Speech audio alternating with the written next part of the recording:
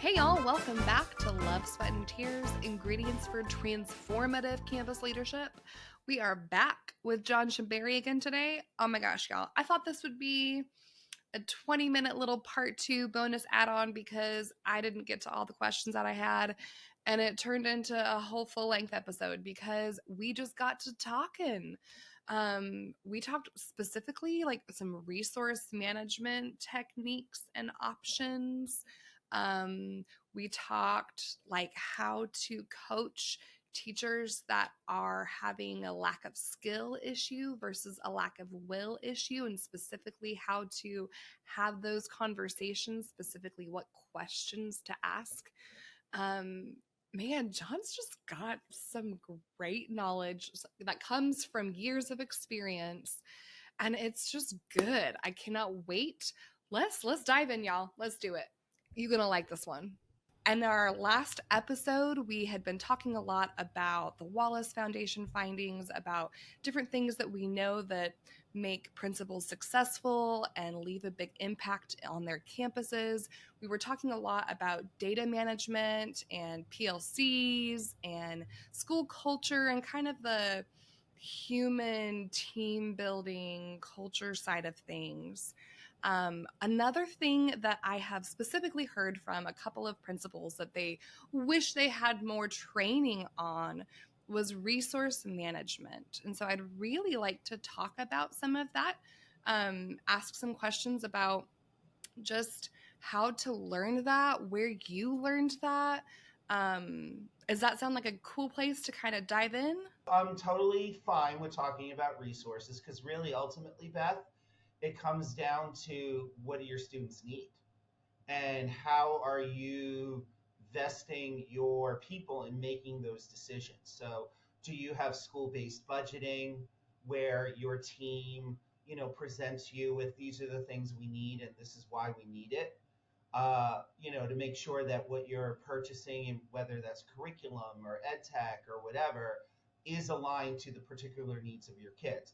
So it all still goes back to data analysis in terms of where are those academic needs that your kids have, and then how do you prioritize your resources towards that. So very quickly, if a school has a strategic plan in place, a lot of times with those plans we talk about goal setting, having SMART goals, figuring out who's going to do what part of what initiative around those 2 or 3 goals. When is that deliverable due? But what people can and should put on those strategic plans are also the resources that they're going to use to help meet that goal. How did you go about doing that, figuring out where you're going to get the resources for your goals? As I was saying before, Beth, first you have to know what the need is. Before you even go to, well, what resources am I going to purchase? What's the need? And that comes from looking at your student scholarship data and then having your team of teachers, such as in a PLC, analyzing that data, and then in working with school leadership to determine what are the top 2 or 3 goals that we have this academic year. And if you don't even want a goal set for a full year because things happen in between, how do you then maybe do short-term strategic goal setting, say every 90 days?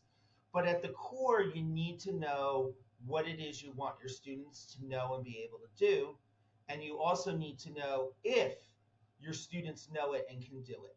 And if they can't do it, and that is a priority goal, that's what first should direct where you look for resources, right? So then the way I would figure out whether or not a resource was a good resource or not was, again, involving my people, involving the teachers, right? Let's look at curriculum as an example. So curriculum is a resource if it's not being produced in-house. So there are many schools that really just need a good, vetted, quality, college-ready curriculum that they can plug and play, particularly if it's a school that has had some challenge in that area where students are not seeing the academic growth that we would like them to see, that they need to have to be college ready, right?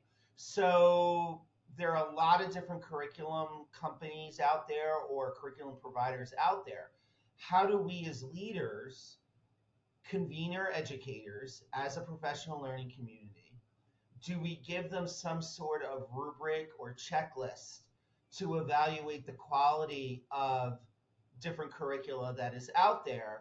And then how do we pilot its use? So rather than going full hog, if you will, into, all right, we're going to buy it, we're going to immediately unveil it and roll it out to everyone.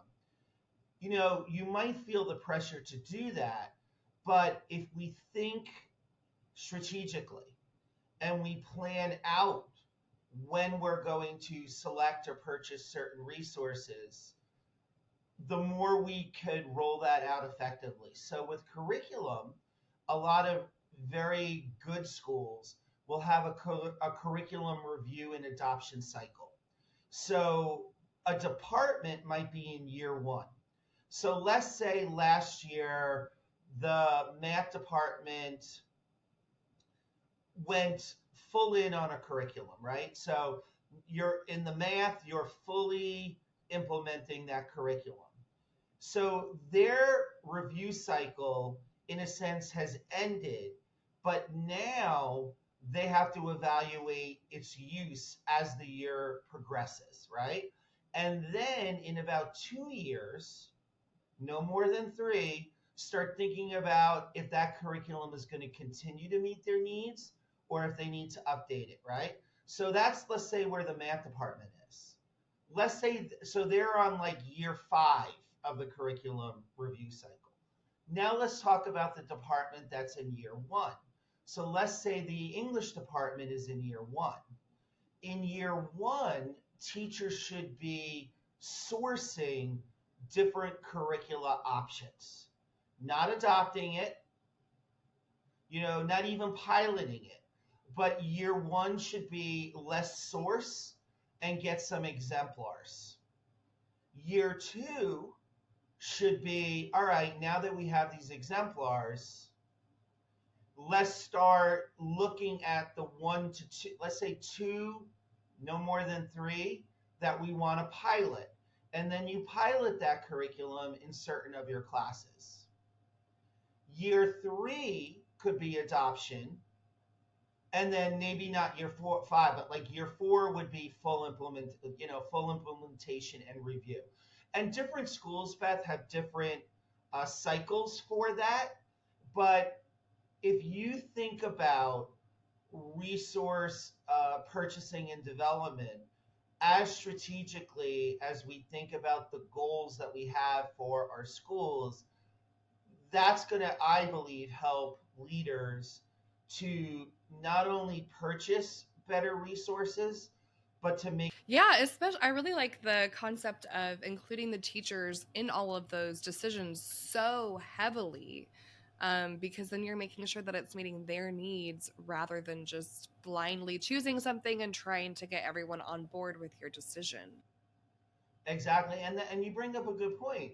A lot of times teachers might purchase this or sign up for that, and they've done it, but it hasn't been a consistent systemic purchase or sign up across the school. And so you bring up the idea, is there an opportunity, even if it's not formalized, let's say a meeting once a week or an opportunity once a week for educators to come together and share new ed tech that they found and how they're using it in a class. And so, resource development should be built into those professional learning community processes that we already have. So if a school, for example, Beth, has a data-informed PLC where they're looking at data, again, to determine where their students are, where their student strengths are, and where there are opportunities. And then if they're looking at those opportunity areas and figuring out, all right, we're going to focus on this opportunity area because not only is it a baseline skill to develop understanding on further standards as students get older and go into upper grades. But this is a standard that is assessed on state tests, on federal tests. We should really be focusing on helping our students meet proficiency in this standard, right? All right, now how are we going to do that? What are some of the implementation strategies we're going to be using? It's at that point that people should be considering, educators should be considering the resources that go into that as well. So again, resource allocation, resource purchasing, development, allocation, it still needs to be an embedded part of your strategic academic improvement process and align to where that need is. I know I keep going back to that, but that's crucial. Let's talk a little bit about funding. You were at a charter school, is that correct, or a magnet school? I was in several different school environments. So I have worked with charters. I've also worked in traditional public school districts as well. Just tell me how you personally navigated all of the different funding that that you had access to. What did you do to help you understand and navigate all that, and then use each different source of funding or each different federal grant to the most that you could possibly get out of it? Good question, and a complicated one, right? Yeah. So, Especially like you're in New York, we're in Texas. I recognize that like there's a good chance that what's applicable to you isn't applicable to everyone. But I'd love to hear just what you did and what worked for you. And that might spark some other ideas. sure. So, I definitely had line item budgets. So, for example, what I mean by that is, when I was a district curriculum director in a traditional district school, we had title funding, right? And so that title funding was put into different line items. And as director of curriculum in charge of the curriculum department, obviously much of the instructional budget, the teacher professional development budget was housed in my office. And so there were priorities that our district had per its strategic plan that I knew, even though that money was in that line item, I knew that money was really already encumbered, right? Because of the initiatives that I knew we had to fund. So I'll give you an example. At the time, New Jersey Department of Ed was requiring, where I was working, was requiring all school systems to have an empirically tested, research-based teacher evaluation tool. So I knew a certain amount of that instructional line item budget was already spoken for because we needed to purchase that, right? So if someone looked at just the numbers, you would say, wow, you have a lot of money. Not necessarily so, because again, there were those things that we strategically planned out for in advance, right? Right, same. And so again, in doing my planning, I would sit back and go, okay, we have this money next year, the following year, the third year. What are those priorities of things that are needed right now? What are those things that we're going to phase in and develop over time? Because just like I'm suggesting that teachers and administrators, tie whatever they're going to purchase to what they're doing in the PLC process, district administrators also have to be thinking the long game and thinking the aligned game, right? So it's not just for school leaders and teachers, but again, your curriculum directors. And then beyond that, Beth, I would do department-based budgeting. So what that means is when I was a principal, I asked each of my department heads to give me a list each year of desirable things they wanted. Didn't mean they were going to get it, but what they wanted. And then depending on how much money there was, they would get more or less of their dream list. Now, I would ask them if we did have to cut in some areas, I would ask them to be very strategic. Well, whether we had a cut or not, I wanted them also to give me the rationale for why they wanted certain things and how those things did align to our strategic plan. And so that's how I handled that on a school basis. As a director of curriculum, I would do something similar, but I would ask for the school budget from each of our school principals, hoping that they were then in their buildings doing department-based budgeting. What are some kind of maybe creative or interesting ways that you found to fund things that you didn't have a line item budget for? Things like maybe teacher appreciation or maybe specific things for students or extra fun things that aren't mandated by the state, but you really wanted to provide for your campus. Do you have anything that any specific grants that you really went to or things like that that you really utilized as a campus leader? Yeah, and I think there's a lot to unpack there, right? Yeah. Uh, so I'm going to talk about some other experiences I've had. Okay. So I was also a founding principal of a magnet high school in Newark, New Jersey.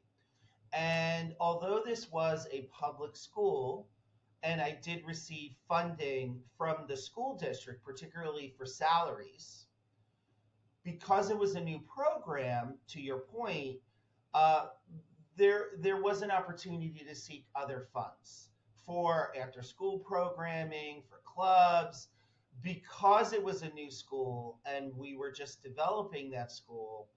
The budget wasn't as robust as maybe it could have been. Now, I was very lucky because this school was created as a magnet school in partnership with related public organizations. So we were aligned and supported by Rutgers University. We were supported by the Gilder Lehrman Institute of American History because the theme of the school was American history. So I was able to tap into a lot of the grants and funding they had to run programs in my school. So the reason I mention this is if we start thinking, to your point, creatively about how we do school, partnerships are key for that. Because, we need to realize that, yes, we should be going out, finding our own grants, finding our own money sources.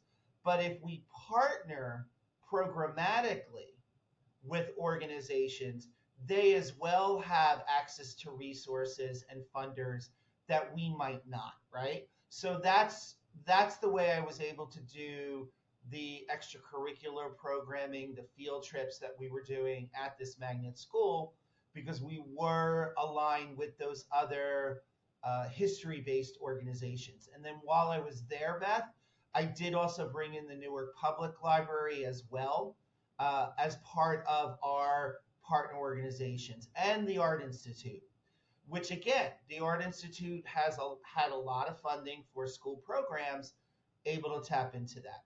Now, you also mentioned grants. So that is definitely an area where schools could obtain additional sources of funding. So when I was with a private school network that was Catholic based, but actually operated much more like a national charter school, we received a lot of our funding from, say, the Walton Foundation, right, to run our programs across all of our campuses across the United States. Just know that when you do have partners, whether they're funding partners, programmatic partners, there is an accountability that comes with that, right? So you do need to be aware that you, in addition to showing your families how this is enriching a student's life, how they are growing and achieving from having these resources, having these partnerships, you do need to also be accountable to those funders so they continue to support your endeavors, right? So you really need to be open to using your school sites as professional learning communities in and of themselves, like as exemplars of how funding can really help build those community partnerships. So if you're going to reach out or seek out those grants or those extra funds, be aware that organizations are going to want something back from you, that they need something back from you, and you're going to need to be open to opening up your school, opening up your programs to outside validation and support. So it's not a grab the money and run situation. Again, think strategically about the partnerships you want and how they're going to support the work you're already doing, because that funding comes with expectation. Right. Yeah, that's a good thing to keep in mind. When we were talking either in one of our, calls outside of recording, or it might have been in our last recording, you mentioned the different way that you approach teachers that have a lack of skill versus a lack of will. And I really liked that because it was easy to remember. But I want to spend some time unpacking that specifically as campus leaders, how we can address teachers that have a lack of skill and strengthen that skill. And then also how we can address teachers that have a lack of will. And then also how you kind of figure that out. Sometimes clearly it's very obvious, but sometimes it might not be. So can we spend some time unpacking that skill versus will thinking? Definitely. So let's talk first about how to know what you're dealing with, whether it's skill or will. Leaders have to get into classrooms. They have to be observing instruction. I don't care if you have 15 reports due, you have to figure out a way to get into classrooms. Now, when I say that, I don't mean you necessarily have to spend the full 45 minutes in a classroom, but figure out how in a typical day you could do a hallway walk. A hallway walk is literally what I just said, where you're walking down a hallway, maybe 5 minutes, 10 minutes max, just listening into what you're hearing coming out of the classrooms. Mm-hmm. What do you see on the hallway walls? Do students take pride in what's on the hallway walls? Yeah. You can stop into a classroom, but in a hallway walk, I would be looking more at what's on the walls of the classroom. Really just get, again, a very high level view of what's going on. Then, so that's the hallway walk. And all of this is from great experts out there like Paul Bamberg-Santoyo and Kim Marshall. Highly recommend people go and look up their work. And then also, too, in addition to doing a hallway walk, are you going into a classroom to do a mini observation? So like a 15-minute observation. That's key. But we can't stop there. The other thing leaders have to do, they have to have ongoing systemic conversations with the people they're observing. Not only during the full 45-minute official formal evaluation process, but having an informal check-in after you do your hallway walks, after you do your mini observations. So you have an opportunity to share with that educator what you saw that you thought went really well and where there's an opportunity, how you could share resources with that person, and Beth, get a commitment from that person that in such and such amount of time, they're going to invite you back in to see that thing you're talking about, right? So that's how I can tell if it's a will or a skill issue. So that's why having that conversation, that informal conversation, is so important. Because if they tell me, John, I'm a little busy this week, but I promise you I will implement that strategy in 2 weeks, come back then. Great.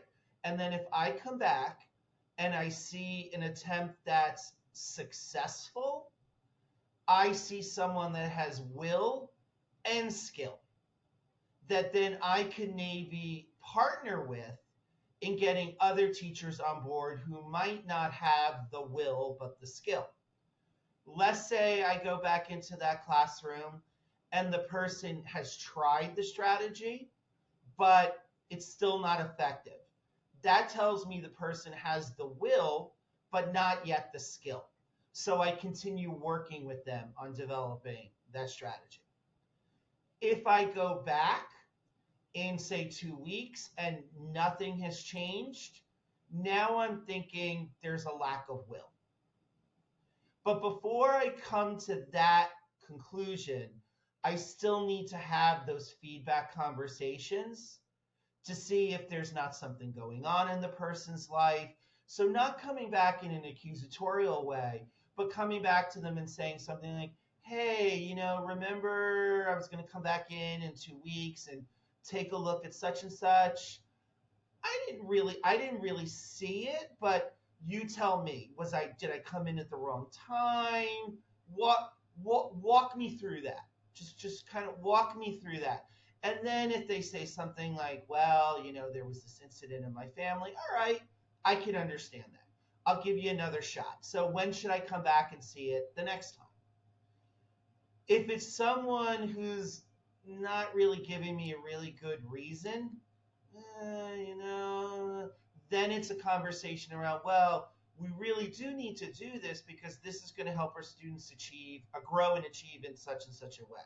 So I am going to come back on this date at this time to see how that's going. So that way the person knows that I'm very serious in wanting to see this. And then if I come back and it's not done again, then we need to have a different kind of conversation, right? Or maybe I come back again and that life situation has been resolved and they're doing it. So now that person has moved into the will camp. I would say in most schools where I work as a coach and when I was a leader, I would say in any population, and I know this is just my anecdotal, 25% of the people will just try anything you say. They are your eager beavers, right? They're gonna build that dam. If you tell them use this twig, they're gonna use it, right? So you just suggest something. Oh, I love that idea. I'm gonna run with it. I would say only about 25% of those people. I would say 25% of the people aren't going to do really much of anything you recommend unless they are compelled to do it by some external force or some, I don't want to use the word punitive force, but directive approach. Most folks, Beth, are in the middle, that 50% in the middle, where it's a mix of both will and skill, where maybe I, as a teacher, would be more willing to do this if I wasn't as afraid or as concerned or not clear on what it is exactly I need to be doing. Because most resistance comes from fear, not willful insubordination, right? Then it's to that 50% that I'm also showing research to. It's not coming from my head, but let's look at some of the research out there that shows how what we're talking about can lead to student growth and achievement. That helps. And that is where, for those 50%, where coaching helps. Whether it's you're the coach as the instructional leader assigned in that school, or whether or not you're an outside coach, right? That's where coaching helps. Coaching is really meant for those 50%.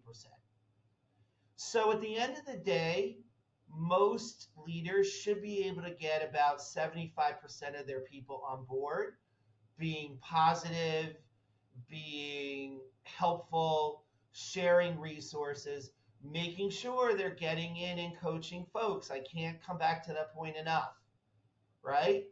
And then for that last 25%, like I was saying before, one might have to have more directive conversations around this is what is expected, this is by when it is expected, here are the resources to help you do that, but I'm definitely coming in to evaluate this, and this will be part of your evaluation. I have a couple of questions. One is about Sure. that. How do you kind of have, you mentioned you have another conversation with those teachers that are just resistant to change. Either they've been in the game a long time and just are comfortable doing what they're doing, or there's some fear, whatever the thing is. How do you have those conversations as a coach, as a mentor?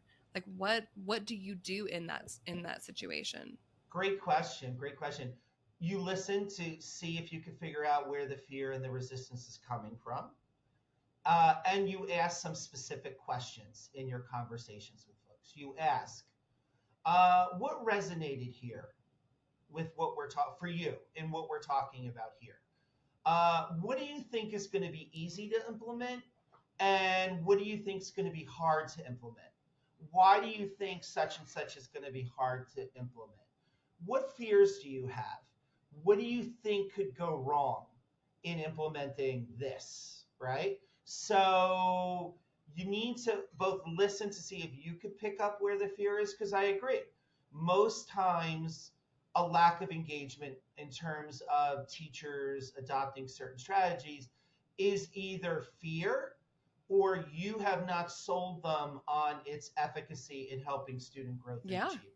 Yeah. Right. So surfacing that fear, and then if you are not the way they want to hear it or see it, like let's say you have someone that's a little bit more independent, recommending resources that they can go to show why such and such is a good thing. I mentioned before, Beth, figuring out who your eager beavers are. If those eager beavers are valued at the school, because you have schools where those very efficacious folks are the leaders, and then let's be honest, you have schools where the non-conforming are the leaders, right? So you have to know who has the voice or who has the ear, I should say, of the other teachers. So if you're in a situation where those very efficacious teachers are highly valued and respected, how do you have someone for whom your coaching is not resonating, but maybe they really value and appreciate one of those eager beavers, right? How do you also develop your instructional lead team? So, for example, I'm working in a school right now where the principal does do, and the APs do the formal observations and evaluations, but they have a lead team of instructional coaches who are doing the actual coaching work, which is great because then the roles are very clearly defined and differentiated. And I can tell you, because these instructional coaches are respected and valued in this school is like number 2 or number 3 in the borough of Brooklyn in New York City for their student growth and achievement. Now, I can't say that's all because of their coaching and their coaching model, but I guarantee you that's a factor. That's fascinating. That's interesting. I'd like to talk a little bit about the fear. I loved the specific questions that you gave. Like those are so good. When you're, getting those answers from your teachers and we're starting to understand where the fear is, what do you do to address that? How do you deal with the fear? Or even maybe just if it's not fear, I don't know, risk that's involved in trying something new, putting more energy and more effort into something new that you haven't done before, that you don't know is going to work for you and your kids. Like, so how do you deal with once you know where the fear is, where it's coming from? How do you kind of help your teachers through that? I think there are many different strategies one can employ. So I talked about instructional leaders going in and observing, having feedback conversations. Instructional leaders also need to make themselves vulnerable and actually put their money where their mouth is. So can you, as the leader, model what it is you want folks to do? So if they actually see you coming into their classroom and trying something alongside them, that could help with the fear, because then they see you as being with them and working through something with them rather than them just being told to do something. And honestly, when I've done that, Beth, sometimes it's worked like a charm and sometimes it hasn't. And I'm like, oh, that didn't go the way I thought it was going to go. So let's you and I talk about, I see what you're saying about blah, blah, blah. Let's figure out our next go at the pass of this with this, right? So that's one way to deal with the fear. Making yourself as the leader vulnerable and leading and doing and providing a model for what you want others to do. So that's one way to deal with the fear. The other way to deal with the fear is to show them the great impact that can be had in teaching and learning when it works well. So are you having teachers visit other classrooms, other schools that are doing whatever you're asking them to do? Are they doing it really, really well? So I'll give a very quick example. I worked in one school where they were really interested in getting students involved in declamation and public speaking. So the assistant principals took several of the department heads to another school in the city where that is their thing. And I was able to be a part of that visit. And just seeing how excited the department heads got looking at how well declamation was being done in this other school and how vested students were in the learning at that school, they caught the disease, and it's a good disease to catch, right? So that can help one deal with the fear, to be able to see if we can get over these hurdles, just what teaching and learning can be, right? So taking a cue from Ted Dintersmith and what schools can be, right? So seeing models of best practice, then that helps with fear. And then doing things in small chunks, having easy wins, right? So if the goal is more student engagement in a classroom, I'm not going to start off with that teacher by suggesting student-led conferencing and portfolio assessment. I'm not going to start there because that's going to blow their mind. I'm going to start with, how do you cold call students? So instead of just having students volunteer to respond to an answer, how are you going to randomly pick and choose students? And now let's talk about the fear you have of that. And I guarantee you, Beth, teachers are going to come back and say, well, I'm afraid a student's going to get too nervous and not be able to respond, and I'm going to be putting them on the spot. I know I'm going to hear that because I've heard it a billion times. I'm like, you're exactly right. So this is how you handle that. You say, do you want to phone a friend, do a quick turn and talk with your neighbor to get your answer all sorted out, and then I'll call on you. Or if it's a particularly shy student, not in the moment, but at another moment, pull that kid aside and say, tomorrow I'm going to ask you a couple questions. So we're going to do a few turn and talks first, and you're going to have a phone a friend option, but just be aware this is going to happen. So if I can even get the teacher to change their practice up in that way, and it works well, then I'll move on to suggesting more complex ways to engage students in learning. So dealing with fear is also chunking the learning, and chunking the learning for your teachers. Right, right. Yeah, that's great. That's so good. And that's a practice that we see, in the classroom all the time. But I love the idea of, not trying to take your teachers from 0 to 60.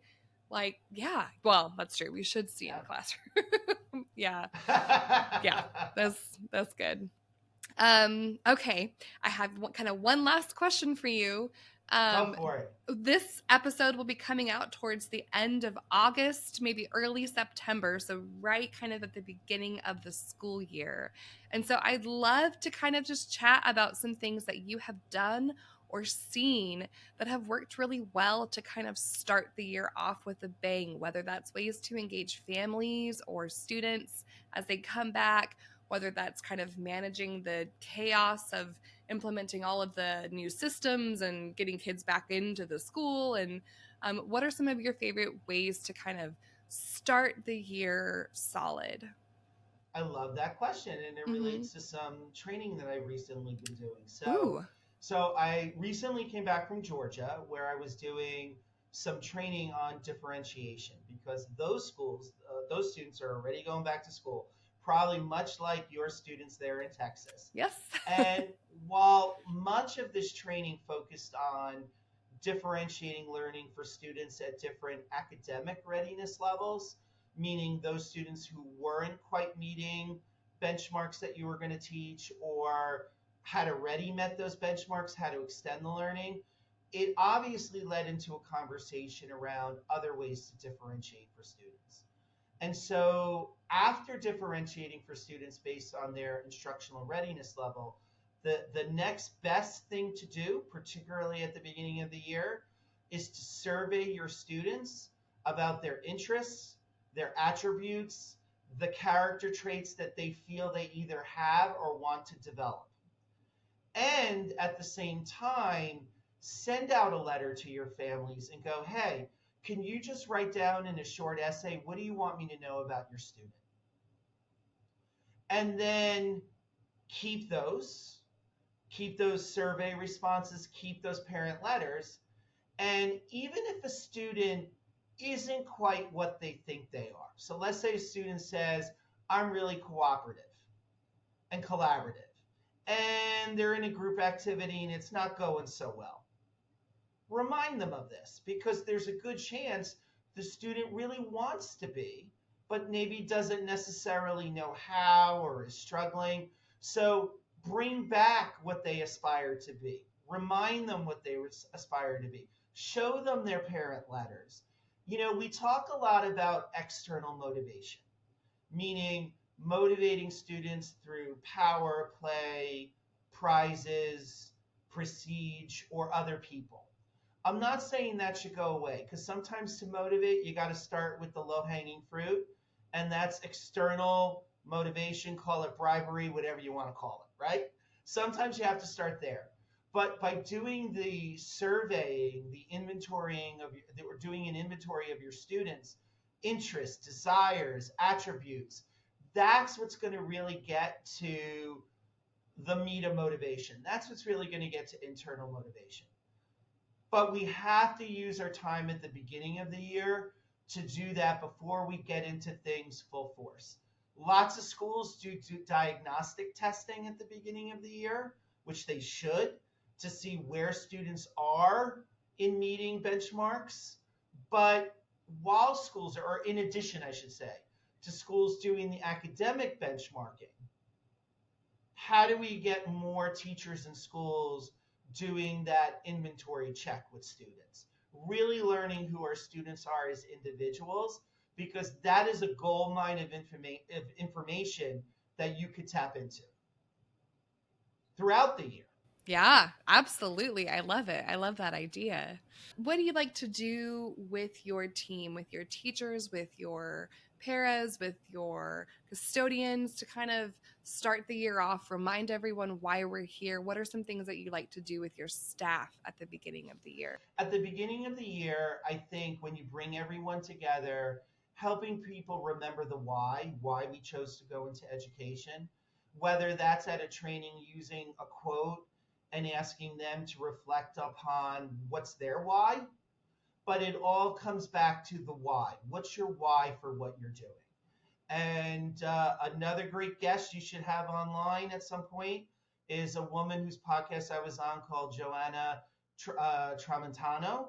And she would be great because she often talks about what's the why? Like, why are we doing what we're doing in everything we present to students, right? So I'm going to take a cue from her and extrapolate that further and going, what's the why? Why do we teach? Or as a leader, what's your why and what you give and present to your educators?